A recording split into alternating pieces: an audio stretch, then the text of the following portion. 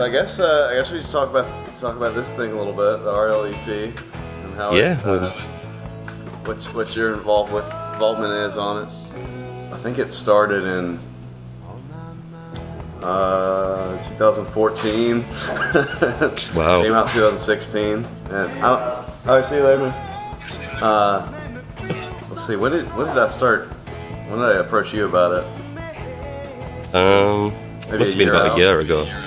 Yeah. Yeah, it was kind of out of the blue because we'd worked on bits and pieces together. Yeah, we've done a couple different songs that made YouTube, but this was the first like professional thing Yeah. I put out. So it was good to have you on it, man. Do you have a favorite song from it, or anything that you still look back and you're like, oh, you know what, this is okay? Well, I still like it all. I think it just totally works as a 6-piece EP. Yeah. But I think for a favourite song, it started with, I don't know, because I worked just track by track as you sent me them. So I started with Ocean, and that was the first one I absolutely fell in love with. And then I think it went to Mississippi Fool, Oh, man. and then Bank Robbery for a while. But I think looking back over it now, I think I would pick Ocean as my absolute favourite from it. I think it's I need to figure out how to write another one yeah, of those. it's just so different. I've never heard anything quite like it. Interesting song. It seems to be hard for most people to like figure out the structure of it when we try to play it Yeah. as a band and stuff. Yeah, Ocean was tricky. That was probably the most tracks on the album too. I think that was like 24 or something. Lots of horns in it as well. Yeah, so I was wondering sort of which song you thought turned out best from the first EP. What's your favourite, I guess? Oh, good question. Let's see. You shouldn't need to look at the tracks. I know. If I know them by heart, you must do.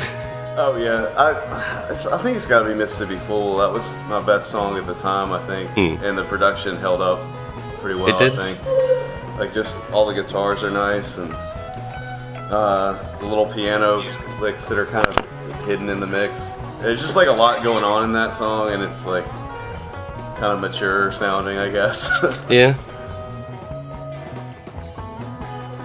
So do any of the songs on the first EP have a good story behind them? Because I know we've talked briefly, and you give us some sort of one-sentence overviews of what they were I about. have those. But, They may not be all in my head still, but I'm gonna try. Let's see. Ocean is just like midnight looking at the ocean waves, and like the moon reflecting on them. That's pretty much what that song is. It's nothing like. It's not a love song or anything else. It's just like, oh, nature's really cool, sort of thing. And Could You Be Mine is literally good. Hey, can you be my girlfriend? That type of thing. Very direct R&B sort of. Let's see what else. Mississippi Fool is I like you but I hate you sort of deal. I don't know. yeah, I vaguely remember that one. I like you, but please go away, or something. I think it was. Yeah, it's like all this lovely things, and then it's like I'm glad you're leaving. It's like state pride and a breakup song. I guess that's the better way to say it. What's next? Bank Robbery is like, oh, I'm out of money and I need to rob a bank. There's no subtext. I still need to watch that video. Girl on Fire is this girl's really hot, and then Don't Say Goodnight is let's try to not break up. I think that's pretty precise, a bit spot on. I think the next album I'll actually write those out like on the track list. Go sit down. Yeah, like a like an almost Easter egg. I have the first Steely Dan album, and they did something like that, and I just thought it was hilarious. Like one of the, I think it's on one of the songs it just says traditional. I guess one of my biggest questions would be what was hardest and most rewarding that you found in the whole process of recording, mixing your whole album and then putting it out. I would say just having a really good sounding version of these 6 songs was like a big deal for me.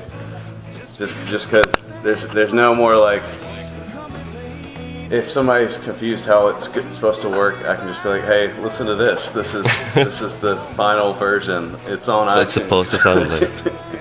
And stuff like that. Like, I don't know, that's just kind of exciting, and dipping a toe into like being more serious about recording and music. And man, I sure learned a lot working with you, and like trying to get high end out of things, which is apparently something I'm bad about. It's just like leaving a whole bunch of high end in a mix. I think that just comes with the territory. I think cymbals just promote real bad high-pitched piercing sounds. But we got through it, I think. Yeah, we got there. Yeah, definitely. Learned a lot from that, and just the car test every other day. Yep. I feel like I know the RAV4 speakers better than my new Yamaha monitors. Maybe we should talk a little bit about kind of how we work on it, because over in England you're in a whole different time zone from me. So yeah. I could finish a mix and then send it to you, and then in the morning it's like you've already been up for like 5 hours. Yep. Already worked on it, sent it back, waiting for your approval. 24-hour cycle. Yeah, it's awesome. That's good. It was quite efficient. Person to get feedback from. It's a lot of fun. Yeah, it's amazing that it sounds as good as it does, because so much of it was done on home theater monitor speakers on my end. So it was super helpful to have your feedback on like every mix. Oh man, which one do you think had the most mixed versions?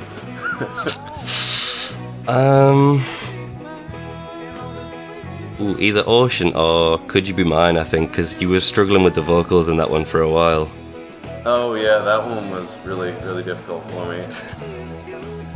I think I ended up doing those vocals drunk. I'm not sure. Or just a couple beers, I don't remember, but I think that was one thing I attempted. I don't know if it made it on the album, but let's say that was a scientific test.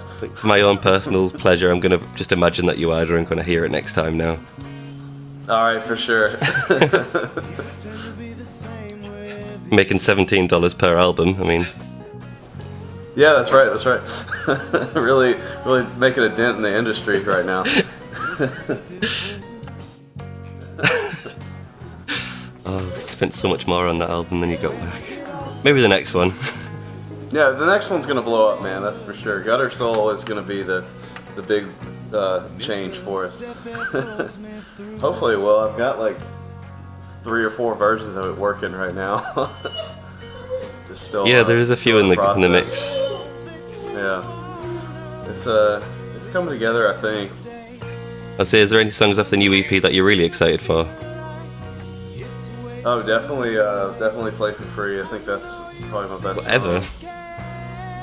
I'm actually excited about all of the new songs. Me too. I would say Play for Free is up there with my favourites as well. That's another one we should bring up. We did do one thing outside of the EP, which is we did a cover of Hey Bulldog, a very different cover of Hey Bulldog than the real song. I'm gonna make this dog quiet real quick. I'll be right back. Oh, bullet. It's sorry about that. He's like, I'm pretty sure we're just gonna hear a bunch of dog whining on this whole thing. That's fine. But it'll be okay. Yeah, we're moving soon, but I'm not working on anything else at the minute. Sort of cleared my schedule already for Gutter Soul, and just awesome. Eagerly awaiting getting our teeth sunk into that one. I need to get to work. Well, no pressure, but I'm ready. There's a little pressure. It needs to happen. I'm ready to like move on to write new songs, but just have to make these perfect now. We'll get there with them as well. The albums. Say again? So we'll get there with the new ones as well. Just take a bit of we will. time. We will. Oh, geez, we did 25 minutes. There's probably a lot of me getting up and yelling at the dog, though. But cool. Well, thanks for talking, and Thanks, sir. looking forward to doing the next project with you. Same.